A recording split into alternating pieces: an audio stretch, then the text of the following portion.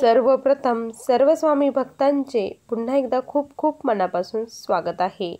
स्वामी भक्तांनो, आज आपण अमरावती येथील रहिवासी असलेल्या सौ सुलोचना ताईंचा खूप सुंदर असा अनुभव त्यांच्या शब्दामध्ये बघणार आहोत. चला तर मग या सुंदर अशा अनुभवाला सुरुवात करूया. तत्पूर्वी तुम्ही जर आपल्या चॅनलवरती नवीन असाल तर सबस्क्राईब करायला विसरू नका, कारण असेच रोज स्वामींचे नवीन नवीन अनुभव या चॅनलवरती येत असतात.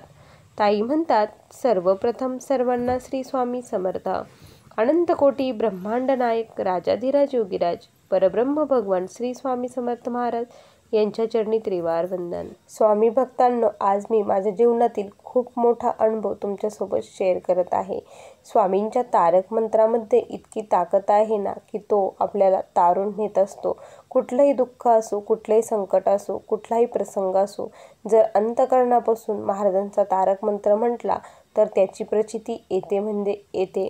आज लाखो भक्तांना याचे अनुभव आले आहे.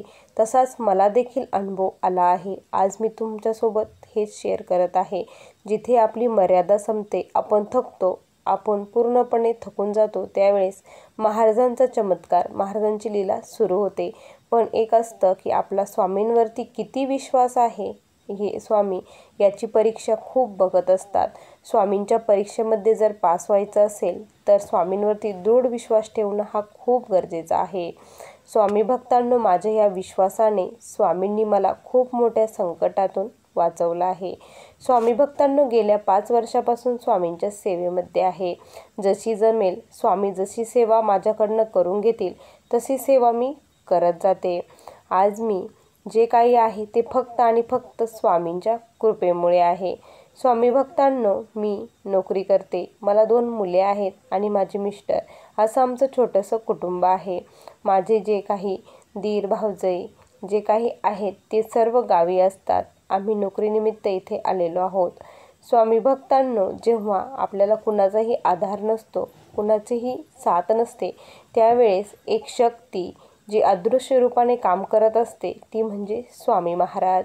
आपण किती त्यांची सेवा करतो हे खूप महत्त्वाचं असतं. असंच काय झालं की आमच्या घरी गौरी बसतात.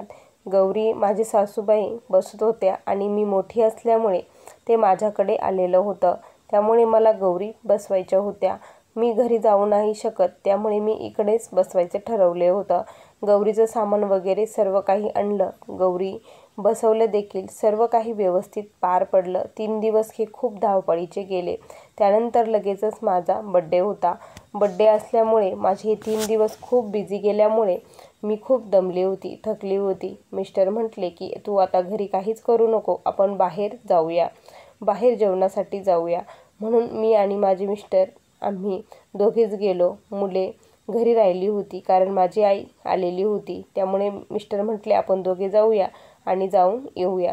असं म्हटल्यानंतर मीही गेली. त्यानंतर काय झालं की माझ्या मिस्टरांचं तिथेच जवळपास पार्सल आलेलं होतं. त्यांनी ऑनलाईन मागवलेलं होतं ते पार्सल. त्यांच्या मित्राच्या दुकानावरती आलेलं होतं, तेही घ्यायचं होतं. आणि मग आम्ही हॉटेलमध्ये जेवण वगैरे केलं. त्यानंतर काय झालं की मग आम्ही पुढे जाण्यासाठी निघालो. तर मिस्टर काय बोलले की तू इथेच थांब, मी लगेच घेऊन येतो, कारण 5 मिनिटाचाच रोड होता, पुढे जाऊन थोडंसं यायचं होतं. तू कशाला येतेस, तू इथे थांब, मी लगेच येतो, असे मिस्टर बोलले. त्यानंतर काय झालं की मग मी तिथेच थांबले. माझ्या मुखामध्ये श्री स्वामी समर्थ हा मंत्र चालूच होता.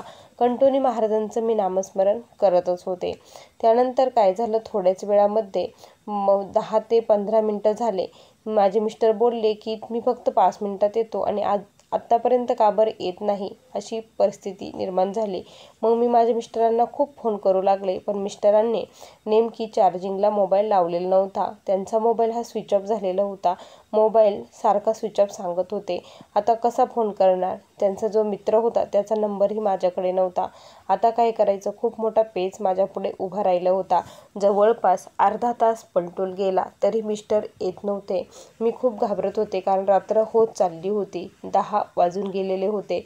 या रात्रीमध्ये काय करायचं. मी खूप घाबरली आणि महाराजांचं नामस्मरण कंटिन्यूच सुरूच होतं. महाराज त्यांना सुखरूप घेऊन या, काय झालं, काय प्रॉब्लेम झाला, का बरं येत नाही, हा खूप मोठं टेन्शन, असंख्य विचार मनामध्ये येऊ लागले. त्याचमध्ये माझा जो डावा डोळा आहे तोही फडफड करू लागला की का बरं हे येऊ नाही लागले. तेवढ्यात काय झालं की त्या हॉटेलमध्ये प्रचंड गर्दी होती आणि तेथे जे काही लोक बाहेरून येत होते ते ड्रिंक केलेले होते.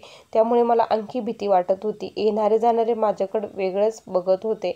त्यामुळेही मला खूप विचित्र वाटत होतं, कारण मी आतमध्येही जाऊ शकत नव्हते आणि बाहेर पुढेही जाऊ शकत नव्हती, कारण मिस्टरांचा मोबाईल स्विच ऑफ होता आणि तिथून पुढे जर गेले तर ते मला कुठे शोधणार, ते पण घाबरतील. यामुळे मला तिथेच थांबणं फार गरजेचं होतं. तेवढ्यात काय झालं की जे असे फास्ट गाडी चालवतात असे जे माणसं आहेत ते माणसं माझ्यासमोरून जाऊ लागले आणि ते माझ्याकडे बघत होते. माझ्याकडे बघता बघता त्यांनी पुढे जाऊन गाडी थांबवली. त्यांना काय वाटलं हे मला माहीत नाही.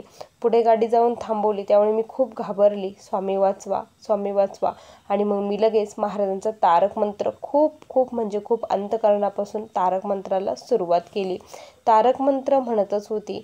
तेवढ्यात काय झालं की समोरून मला एक मोठा असे भरदार म्हणजे असे खूप उंच व्यक्ती आले होते. ते व्यक्ती आले आणि म्हटले, काय प्रॉब्लेम आहे, काय झालं. ते असे मला सभ्य वाटले, कारण त्यांचं वयही फार होतं. त्यामुळे मग मी त्यांना माझी सर्व परिस्थिती सांगितली. तर ते म्हटले, घाबरू नका, तुम्ही इथे थांबू शकता, तुम्ही काय करा, पाठीमागे रूम आहे तिकडे जा म्हणे. पण मी म्हटलं माझ्या मिस्टरांना आल्यानंतर कसं कळणार. तर म्हणे ठीक आहे, तर मग मी तुमच्यासोबत इथे थांबतो. ते मला असं म्हटले. तर मी म्हटलं ठीक आहे बाबा, तुम्ही थांबू शकता. मग ते बाबा माझ्याजवळ थांबले. आमच्या गप्पा सुरू झाल्या. तुम्ही कुठून आला, काय, कुठले आहेत. मग ते म्हटले की मी त्याच हॉटेलमध्ये कामाला आहे, काम करतो, असं वगैरे त्यांनी खूप म्हणजे सर्व काही सांगितलं. त्यानंतर मग माझे मिस्टर अर्धा एक तासाने आले. मिस्टर आल्यानंतर मला धीर आला आणि त्यानंतर बाबा म्हटले आता सुखरूप जा म्हणे, असं म्हटले आणि मी गाडीवर बसले आणि पुढे गेले. त्यानंतर मग मला क्लिक झालं की म्हणजे हे बाबा काम सोडून माझ्याकडे कसे येऊ शकतात, कारण त्यांचा जो हे असतो मोठा अधिकारी असतो तो तर त्यांना बोलू शकत होता ना की काम सोडून कसं येणार, कारण ते ड्युटीवरती आलेले होते आणि ते माझ्यासोबत इतके वेळ कसे थांबले. हे क्लिक झाल्यानंतर मला कळलं की नाही, मी महाराजांना बोलवलं, महाराजांना हाक मारली, त्यामुळे महाराज माझ्या मदतीला त्यावेळेस धावून आले होते. माझ्या डोळ्यातून अश्रू वाहू लागले.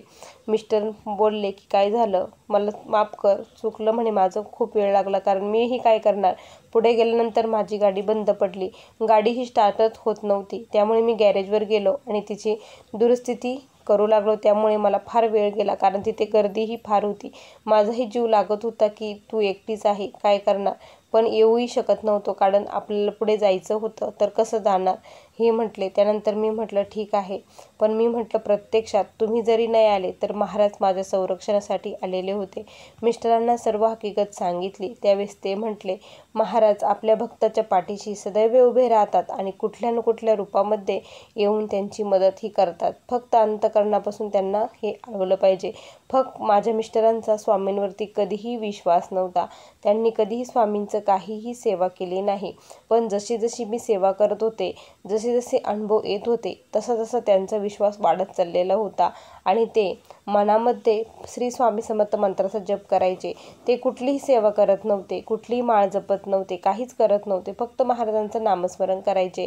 त्या नामस्मरणाने त्यांना देखील खूप छान छान अनुभव आत्तापर्यंत स्वामींनी दिले होते. एकदा काय झालं, ते ट्रेनमध्ये प्रवास करत होते. ट्रेनमध्ये प्रवास करता करता त्यांचं जे हे आहे वॉलेट आहे ते हरवलं. कुणीतरी ते पॉकेट मारलं. त्यांच्याकडे 1 रुपयासुद्धा राहिला नाही.